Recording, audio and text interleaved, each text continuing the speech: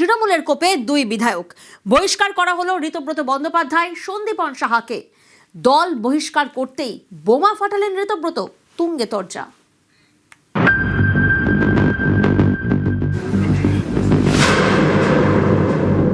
তিনজন এমএলএ বাহারুল ইসলাম, অরূপ রায় এবং সুভাষিস দাস, তারা ভিডিওগ্রাফি এবং সিআইডি কে বলে সই আমাদের নয়। এদের যে হেরে যাওয়ার পরে চুরির অভ্যাস কাটেনি, যে স্ট্যাম্প ভেটারান চোর এরা এত বড় করাপ্টেড। ভারতীয় ন্যায় সংহিতাতে ফোরজারিতে যা যা আছে অ্যাকশন আমরা নেব। মনে হতে পারে প্রতিহিংসা নিচ্ছেন, কিন্তু প্রতিহিংসা আমরা নিতে চাই না, কারণ উঠে গেছে পার্টিটাতে। এই সরকার, যে সরকার আইনের শাসন প্রতিষ্ঠা করেছে, শাসকের আইন নয়, সেখানে আপনাদের কেউ যারা এই অবৈধ কাজ করেছেন, সই চুরি করেছেন, ছাড় পাবেন না। এটা খুব স্পষ্টভাবে আমি আপনাদেরকে জানিয়ে দিয়েছি। সব চোরেদের পাঠশালা কালীঘাটের টালির চালা। আপনি তো হুইসেল ব্লোয়ারের পরিচয় দিচ্ছেন, কাউকে না কাউকে তো দিতেই হবে। এই চিঠিটা আপনি এবং সন্দীপনই দিয়েছিলেন স্পিকারের কাছে? আমাদের আমার ড্রাফটিং করা মেনলি। হঠাৎ করে স্পিকারের কাছে চিঠিটা দেওয়ার প্রয়োজন হলো কেন? কাকে দেবো? একটা পার্টি নির্বাচনে হেরে গেছে, নির্বাচনে হেরে গিয়ে বলছে আমরা হারিনি, আমরা জিতেছি।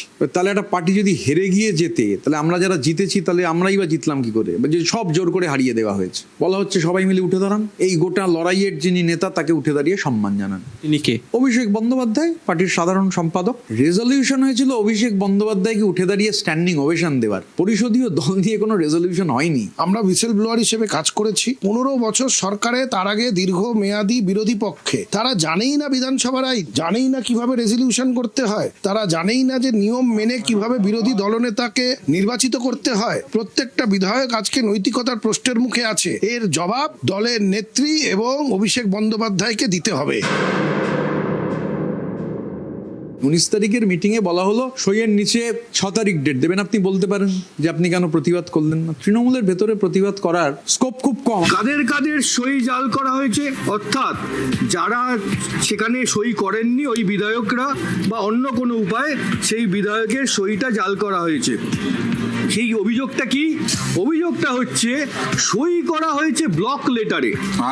কার কোন কোন বিধায়কের সই এরকম ব্লক লেটারে করা হয়েছে? মোট 13 জন বিধায়কের সই এরকম ব্লক লেটারে করা হয়েছে। কোন 13 বিধায়ক? নামগুলো একটু বলি।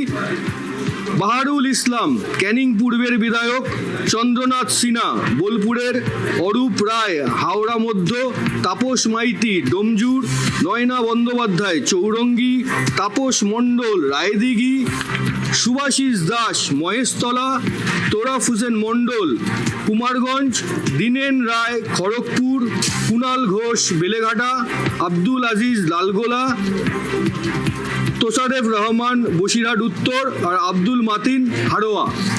এই যে 13 জনের সই নাকি জাল করা হয়েছে, এই অভিযোগ উঠেছে। এই অভিযোগটা কারা তুললেন? এই অভিযোগটা করলেন তৃণমূলেরই 2 জন বিধায়ক। সেই 2 জন বিধায়কের নাম কি? ঋতব্রত বন্দ্যোপাধ্যায় এবং সন্দীপন সাহা।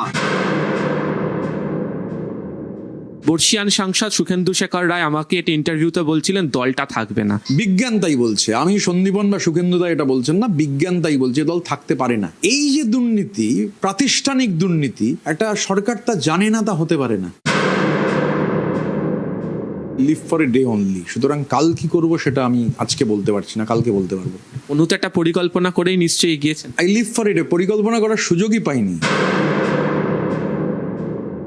সদ্য প্রাক্তন হওয়া দলের মুখপাত্রই বলেছেন যে আজকে একটি দক্ষিণ কলকাতার হোটেলে একাধিক বিধায়কদের নিয়ে আপনাদের বৈঠক হচ্ছে। সব জানতা গামছাওয়ালার জন্য শুভেচ্ছা এবং লাল গোলাপ। প্রয়োজন একটা গামছাও কিনে দেবো।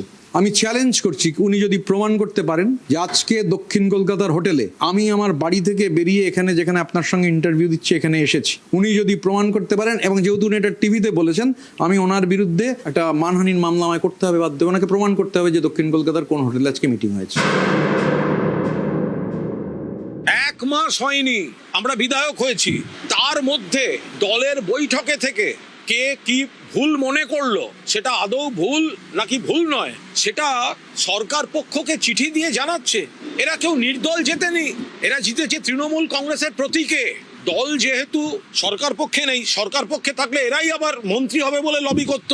আর আজকে দলটা সরকারে নেই, বিরোধী পক্ষে বসতে হচ্ছে, সঙ্গে সঙ্গে দলের সব খারাপ হয়ে গেল। এবং এটা কত বড় বিশ্বাসঘাতকতা, সরকার পক্ষের কাছে ভালো সাজতে যাওয়া।